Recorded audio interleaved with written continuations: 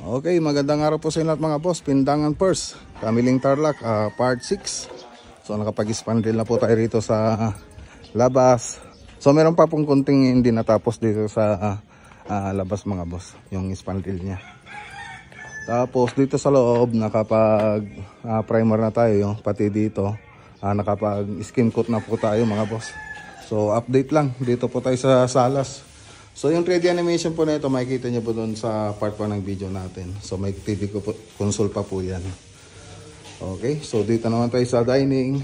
So ayan po yung dining. So makikita nyo din ito doon sa 3D animation nya. Tapos kitchen, tapos may bar counter po dyan. Tapos modular kitchen cabinet. Tapos ito po yung kwarto natin mga boss. Room 1, CR.